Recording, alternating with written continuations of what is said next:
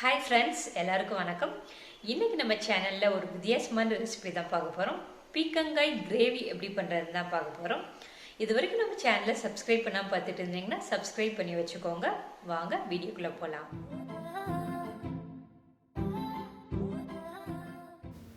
நான் 1/4 கிலோ பீக்கங்காவை தோலை சீவி கட் பண்ணி எடுத்து வச்சுருக்கேன். நீங்கள் கட் பண்ணுறப்போ ஒரு சின்ன பீஸ் பீக்கங்காயை எடுத்து சாப்பிட்டு பாருங்கள். ஒரு சில பீக்கங்காய் வந்து கசப்பாக இருக்கும். கசப்பாக இருந்துச்சுன்னா அதில் கிரேவி பண்ணாதீங்க, அது நல்லா இருக்காது. கசப்பு இல்லாமல் இருந்தால் மட்டும் அதில் கிரேவி பண்ணுங்கள், அப்போ தான் நல்லாயிருக்கும். கிரேவி செய்கிறதுக்கு அடுப்பில் ஒரு கடாய் வச்சுட்டு 4 ஸ்பூன் எண்ணெய் ஊற்றிடலாம். எண்ணெய் நல்லா காஞ்சதுக்கப்புறமா இதில் 1 ஸ்பூன் கடுகு போட்டுக்கோங்க, 1 ஸ்பூன் உளுந்து, 1 ஸ்பூன் சீரகம், கொஞ்சோண்டு கருவேப்பிலையை போட்டு தாளிச்சுக்கோங்க. 4-5 பல் பூண்டை பொடிசாக கட் பண்ணி வச்சுருக்கேன். ஒரு பச்சை மிளகாவை கீரி எடுத்து வச்சுருக்கேன், அதையும் போட்டுருவோம். அடுத்து ஒரு பெரிய வெங்காயத்தை பொடிசாக கட் பண்ணி வச்சுருக்கேன். வெங்காயத்தை போட்டுட்டு பொன்னிறமாக வர வரைக்கும் வதக்கி விட்டுக்கோங்க.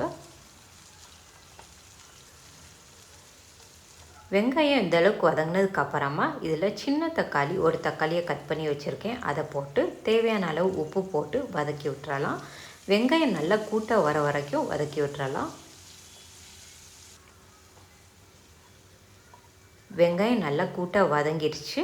அடுத்து இதில் 1/4 ஸ்பூன் மஞ்சள் தூள், 1 ஸ்பூன் வரமிளகாய் தூள், 1 ஸ்பூன் மல்லித்தூள் போட்டுட்டு எண்ணெயிலே நல்லா வதக்கி விட்டுக்கோங்க. இந்த மசாலாவை வதக்குனதுக்கப்புறமா பீக்கங்காயை சேர்த்துட்டு வதக்கி விட்டுறலாம். பீக்கங்காயையும் இந்த மசாலாலேயே நல்லா வதக்கி விட்டுறலாம். அடி பிடிக்காமல் இருக்கிறதுக்காக கொஞ்சமாக தண்ணி ஊற்றி நம்ம காயை வேக விட்டுறலாம். காய் வந்து ஓரளவு 3/4 பதம் வந்துடுச்சு. இந்த ஸ்டேஜில் நம்ம 1 கிளாஸ் பால் எடுத்து வச்சுருக்கோம். பாலை ஊற்றி நல்லா கொதி வர வரைக்கும் வேக விட்டுருவோம். ஒரு மூடியை போட்டு மூடி வேக வச்சிடலாம். கிரேவி நல்லா கொதி வந்துடுச்சு. கிரேவி கொஞ்சம் வத்துற அளவுக்கு நம்ம வேக விட்டுறலாம்.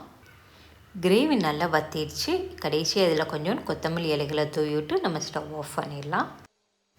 சுவையான பீக்கங்காய் கிரேவி சூப்பராக ரெடி ஆயிடுச்சு. இதில் பால் ஊற்றி செஞ்சுருக்கறனால இதோட டேஸ்ட்டு செம்மையாக இருக்கும். இது சப்பாத்தி, பூரி இது கூடலாம் சைடிஷாக தொட்டு சாப்பிடும்போது டேஸ்ட்டு நல்லாயிருக்கும். இதை நீங்களும் செஞ்சு பாருங்கள். செஞ்சு பார்த்துட்டு உங்களோட ஃபீட்பேக்கை என்னோட ஷேர் பண்ண மறந்துடாதீங்க. நாளைக்கு வேறு ஒரு ரெசிபியோடு மீட் பண்ணலாம். See you, bye.